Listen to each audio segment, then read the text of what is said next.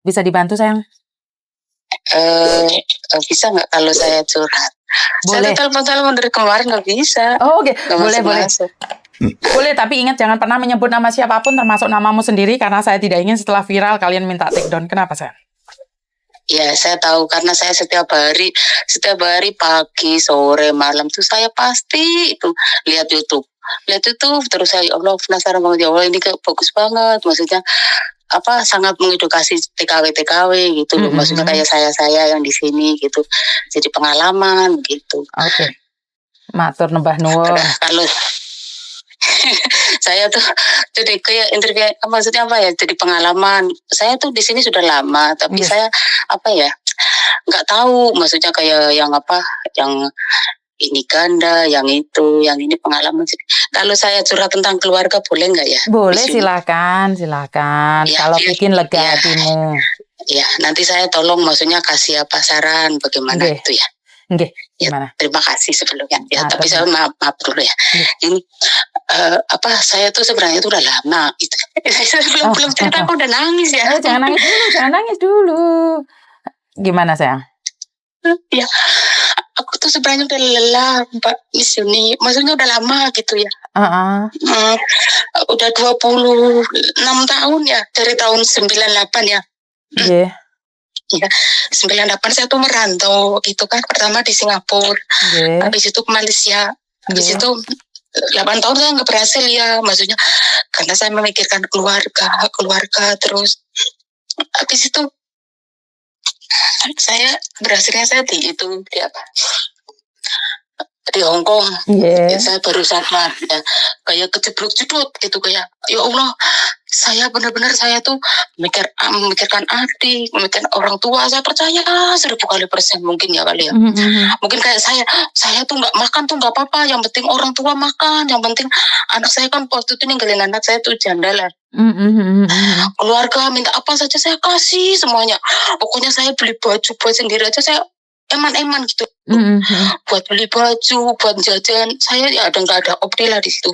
Selama di Singapura 5 tahun. Habis itu orang tua bilang gini,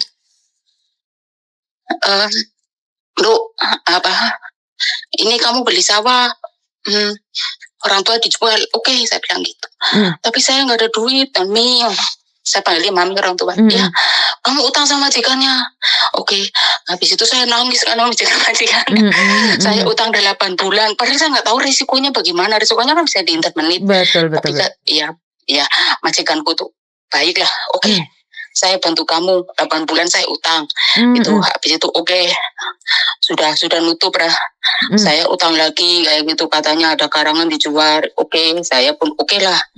Pokoknya saya percaya. Habis itu saya selalu dibohongin. Kamu saya minta kiriman. Dulu kan tahun 98 kan gaji masih 230 ya. Iya. Habis itu saya kirim. Pokoknya saya tuh sampai duit itu nggak ada sisa sama sekali selama 5 tahun. Habis itu sudah, singkat cerita, habis itu saya pulang. Saya sampai kan dioperasi gitu kan, kena tumor gitu kan. Saya di rumah sakit sampai kan 2 bulan. Itu antara hidup dan mati lah, kata dokter pun bilang gini, ini kamu Miss, umur kamu tuh 80% gitu. 80%, iya. Habis itu udahlah, pokoknya saya pulang. Habis itu saya pulang, tapi karena majikanku super baik, saya dikasih uang. Saya tuh kasih uang banyak. Dulu itu 10 juta aja kayaknya banyak ya. Saya beli sawah. Habis itu saya beli sawah kan, orang tuaku mau naik haji kayak gitu ya. Sawahnya saya jual gitu. Padahal orang tuaku punya sawah, pokoknya punya duit lah. Terus saya ada emas, saya kasihkan orang tuaku pakai ini emas. Itu emas yang 1 butir itu lah, panjang banget lah, 25 gram. Habis itu ada kalung, ada apa, semuanya lah, pokoknya saya kasih lah, pokoknya di orang tua lah itu. Saya jual semuanya. Habis itu singkat cerita, duitnya saya kasih kan maksudnya untuk adikku merit, untuk apa. Saya tuh please nih nggak punya apa-apa dong. Nggak punya apa-apa sama sekali. Terus saya kok ini sih apa nih nggak punya duit. Saya minta kakakku kan, karena kakakku kan hutang kan. 50 ribu ya, nggak dikasih loh. Ya Allah, kok begini amat ya, nggak punya duit ya. Habis itu saya banting setir kan, saya ke Hongkong. Saya kayak apa, tapi saya nggak pernah menyesali nggak apa ya, saya sudah alhamdulillah ta'ala lah. Di Hongkong tahun 2007 saya berangkat ke Hongkong. Setelah 2007 saya berangkat di Hongkong. Saya di Hongkong saya tuh sudah berjanji, pokoknya saya kalau nggak pulang, nggak beli sawah, saya nggak mau balik. Emang bener tuh 8 tahun saya sudah belilah gini.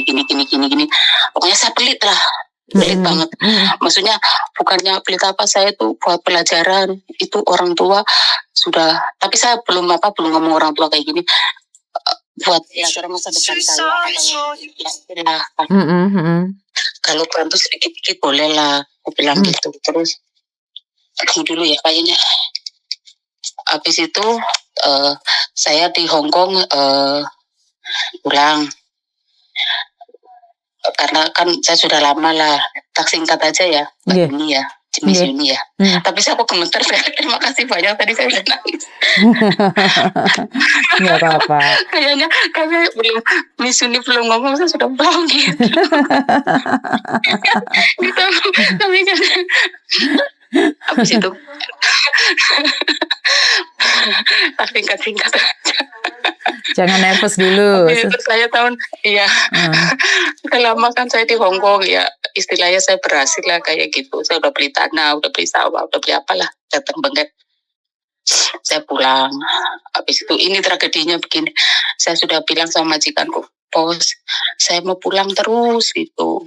Oh iya Ceng, tapi lain kali kalau kamu datang sini, kamu ngomong sama saya, ya ngomong ya benar. Saya pulang terus. Saya di situ kerja hampir 12 tahun. Saya dikasih bonus $100,000 Hongkong. Ya saya gelidik lah. Ya. Wah. Ya. Terus? Ya, saya pegang uang aja saya udah gelidik lah. Wah, banyak banget. Belum lagi saya dikirimin. Terus saya tabung lah. Habis itu saya pulang. Orang tuaku semuanya kaget kan. Kok kamu balik orang gitu. Karena saya nggak ngasih tahu. Saya kok di sidang di sini. Kok kamu balik? Saya bilangnya saya harus pulang. Karena saya kena pura-puranya saya jualan, saya ketangkep. Saya nggak punya duit sama sekali. Wah, ditukarin hebat banget pokoknya. Itu kakak beradik semuanya. Saya mau mendongong begini. Saya karena bertahan itu biar emang saya punya suami nggak punya kayak gitu kan. Biar suamiku disegani, makanya saya bilang gitu. Ya saya diem lah, mereka ngomong apa nggak siapa lah. Habis itu orang tua aku bilang gini, kamu punya utang saya, utang emas, utang duit, utang apa. Saya kan kaget. Ya Allah, saya tuh nggak pernah. Memang saya melawan. Saya nggak pernah utang nih. Saya tuh jangankan utang sampean, orang tuaku sendiri. Utang teman $1 pun saya nggak mau. Bilang gitu kan. Kamu harus kembalikan uang. Apa emas ini? Loh, itu emas saya aja masih dipakai gerunduluan maksudnya. Tapi saya nggak ngomong. Itu emas saya, emas dari Singapura dipakai, emas dari Malaysia dipakai, itu kan ada anting, ada apa semuanya kan dipakai dia. Habis itu setiap hari kok ngomel terus ya. Oke, saya kasih duit. Kalau nggak minta duit itu ya Miss Yuni, pakai itu, pakai barang. Saya itu tapi kan takut sekali. Saya masih ingat itu surga kan ada di telapak kaki orang tua ya. Habis itu dia tuk sama barang itu ya. Habis itu oke, saya kasih berapa sih? Saya kasih 4 juta ya. Karena saya bawa duit banyak. Terus saya belikan baju banyak sekali sama dia. Karena saya tahu saya kasihan. Habis itu setiap hari saya kan pergi ke sawah gitu kan. Ya memang saya menghasilkan sawahnya ke sawah gitu. Saya bangun dari jam 4 itu kan.